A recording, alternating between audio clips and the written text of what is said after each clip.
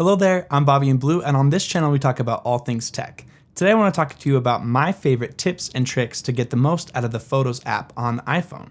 In the default view called Grid View, it crops in and only shows a small square of each photo so that you can't tell if the photo is landscape or portrait. But you can click on this button in the top right corner of your album view, the one with the 3 circles, and select Aspect Ratio Grid.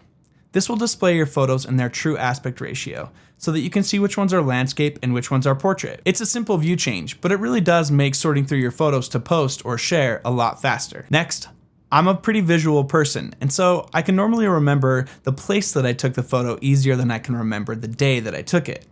So I use Places a lot. Places is a way that you can search on a map to find a specific photo.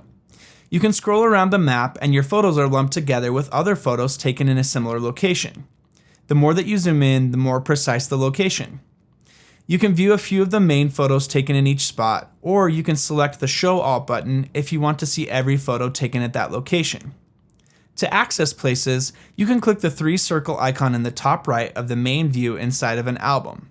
Or you can scroll down into the My Album section until you see People and Places. Next up, a tip for generally navigating around the album view. Most people know that you can jump to your oldest photos or the very top of the album by tapping at the top of the screen in the center, like this. But did you know that you can jump back down to your newest photos or to the bottom of the album? You can do this by tapping the album button on the bottom of the screen in the center. Next up, I want to talk to you about the search function. It's actually a lot more powerful than you might think. It uses machine learning and it's actually pretty smart. It can recognize objects or even read text that might be in your photos. For example, I wanted to find a photo taken outside of the Ed Sullivan Theater where they filmed a TV show called The Late Show. So in the search bar, I can type in Late Show and hit search. And there it is, my photo of my family at The Late Show. Or to find a photo from when my wife and I were on the Today Show, I can search NBC. Both photos are found based on the text that is found inside of the photo. You can also search for objects like cars.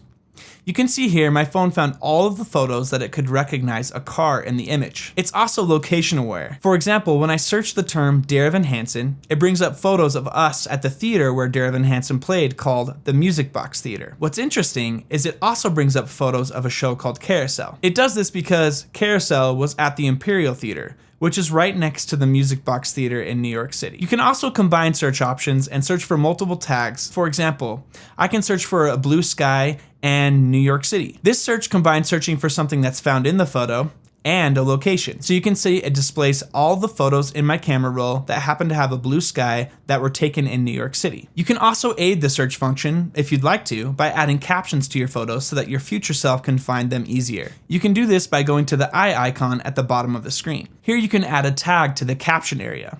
This photo is from one of my recent video shoots, so I will add the tag video shoot. You can then search by these tags later to find specific tagged photos quickly. Your phone may need to process these tags before the search will work, but I found it seems to be pretty fast. Another great option to be able to sort through your media is called media types. You can find media types in the albums page if you scroll down until you see the header saying media types. And here you can sort through photos, videos, selfies, time lapses, screen recordings, panos, and all the other types as well. This is a great option to jump to a certain kind of media quickly. You may have noticed that some of your photos have this little magic sparkle next to the eye icon at the bottom. That means that that photo has visual lookup data available. When you click on the magical eye icon, it displays lookup information. Just below the spot where you can add a caption, you can click on this tag and it will tell you more about the things that it sees in your image. Take this photo that I have here of a windmill. I know it's from my trip to San Francisco, but I'm not really sure where or what it is. So I tap here and it gives me the Wikipedia result for what's called the Dutch windmill. It's found in Golden Gate Park. Or in this photo, it recognizes my dog. And when I click on the Lookup Data results, it tells me more about what kind of dog he is. Pretty neat stuff. Next up, have you ever wanted to copy and paste text from one of your photos? Now you can. It's called live text. Find a photo that has text in it, and you can touch and hold over the text like you would when you were selecting text in a message or a note. And it will let you select and copy and paste it into another place. This could make it really easy to take a picture of a paragraph or of a sign or other text, and then copy and paste that text into an email. I usually use Photoshop to remove objects or subjects off of the background in a photo. But now you can do this right inside of the Photos app. To remove a person or an object from a photo, you can just tap and hold over the subject or object, and you will see a white flash go over the subject, and then you can let go. A copy or share option will pop up. You can then send this in a message, save it to your camera roll, or use it to help you make your YouTube thumbnails, like I do. This isn't a perfect feature yet, but in many cases it works well, and it's a fast way to quickly isolate a subject off of a background. Before my last tip, did I miss any? What are some of your favorite photo management tips? Share them in the comments below. Last up, a tip for organizing your photos into albums.